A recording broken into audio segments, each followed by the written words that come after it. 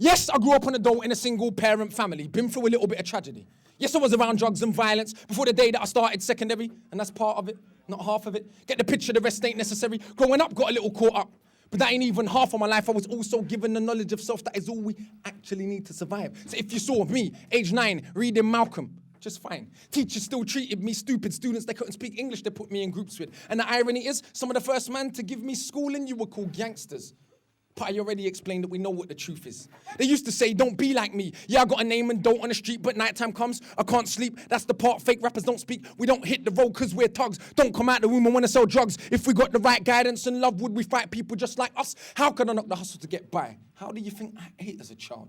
Judge no one, done many things wrong. Just don't boast about it in songs, but listen to my older bars. I was just as confused as you probably are, but you grow when you learn. Travel and fuck up. One too many man, you know, get caught up. One too many man that could have been doctors, end up spending the whole life boxed up. You learn if you study.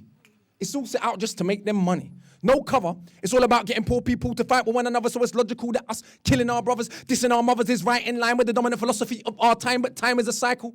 Not a line. Comes back around, you regain your mind, you be ready for the energy I challenge on my rhyme. Remedy the pedigree, the jeopardy of your mind when the world's this fucked. Lethargy is a crime. We can all fight with the brothers over crumbs, harder to fight the one who makes guns. We can all talk shit and get $2, harder to be the one who seeks knowledge. But if we understood economics, we know money's nothing. Think nothing of it. Money is a means to get wealth. Not the wealth itself, and don't get confused, far from broke. All that you see me do, I own, but I won't hang what I make around my neck. I know from where that the diamonds came, but I do literally own a library that definitely costs more than your chain. And businesses and property, far from starving, I eat quite properly, and I don't care. I just said it for the kids who need to know you're not broke to listen, who don't know an asset from a liability they've never been shown or told the difference. So they don't change situations. The richest man in Britain is Asian, and that is significant, not coincidence, because Asian people build their businesses, not by flossing and going out shopping and giving out the culture for everyone's profit. Who runs Bollywood? Indian people. Who runs our shit? So we shake our ass and dance as if racism just upped and vanished. But has it? No, it's right on course. You're beaten so bad, you're trained to ignore. Let me not just make sweeping statements. Give me a second. I'll explain it.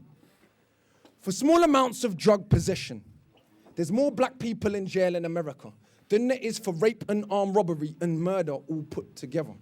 And you can say they're just locking up thugs. But imagine they imprisoned every middle-class kid that had ever held drugs.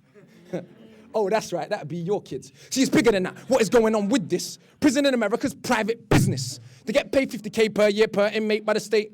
Just wait. Also legally are allowed to use their prison inmates as slaves. Cheap slave labor. Big corporations, they come out of jail when they can't get a job. So when we celebrate going to jail, we are literally celebrating enslavement. Add to that the hood that you live in, engineered social condition that breeds crime by design. Where do you think you get your 9? And you could say that they're just black, but I like to deal with facts. In the 1920s, you would have found in America black towns that were prospering centers of economics and education to make you proud. But some people couldn't bear that the former slaves would not just lie down to the KKK and other hate groups. Burn those towns to the ground, killing hundreds if it ain't understood. You think you were always living in the hood? It's only been 60 years since they hung blacks and burned them, and that was so cool. They were your baskets, picnic baskets, even gave kids the day off school. Go see a lynching, have a picnic. It's fun to watch the little monkeys die.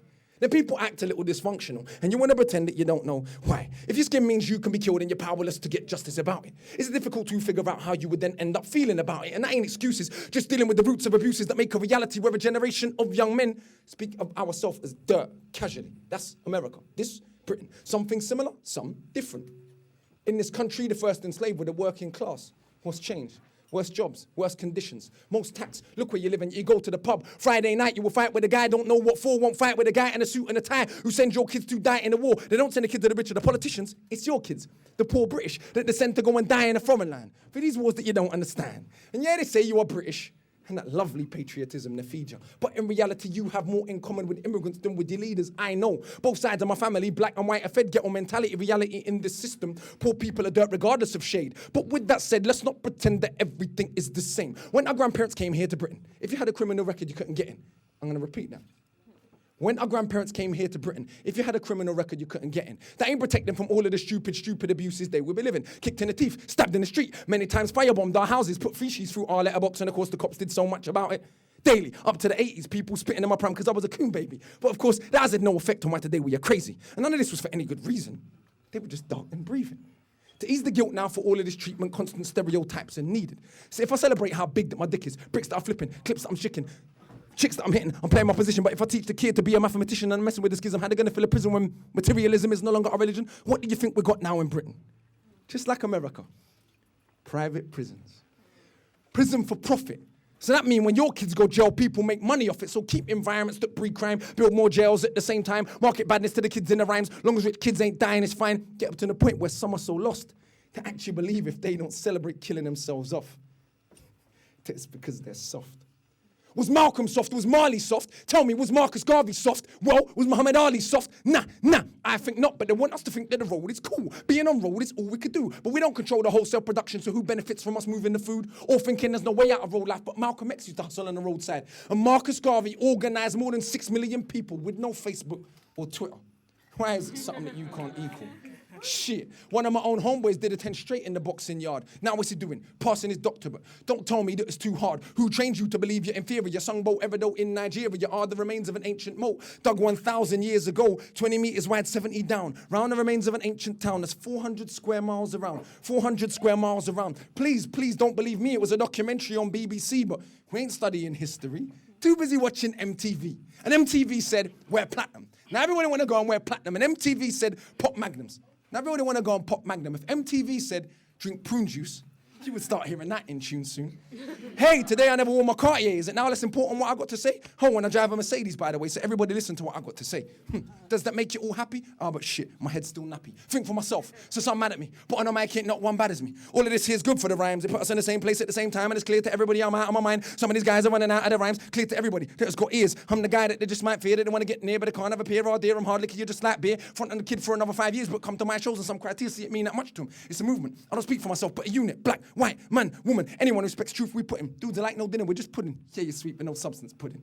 You can never ever be with a level on. Our songs get played out there in Lebanon. We speak for the people properly, not for the old fat guys in offices and the girls love him. It ain't fair. You can't even be bothered to comb his hair. Anyway, that's enough kissing my own ass. Back to the more important task of being so shower. I got half the hood screaming, knowledge is power. And I ain't saying that I change rap back, but I do know this for a fact. Right now there's you on your block with his hands on his face screwed up. Swear he don't care that he don't give a fuck and he won't let nobody call his bluff, but the words go in. Open your shack covers. Once that's happened, there is no going backwards. You start to see who the enemy you should be attacking is. So read, stuck on the block. Read, sitting in the box. Read, don't let them say what you can achieve. Because when people are enslaved, one of the first things they do is stop them reading. Because it is well understood that intelligent people will take their freedom. Because if we knew our power, we would understand we can't be held down. If we knew our power, we would not elevate not one of these clowns. If we knew our power, we wouldn't get arrogant when we get 2 pennies. If we knew our power, we would see what everybody sees, that we're rich already. But never mind MCs, go run for your mummy. I'm hungry, I run for my tummy. That's enough. Back to worship and money. I'm off, back to the study. Big up, people!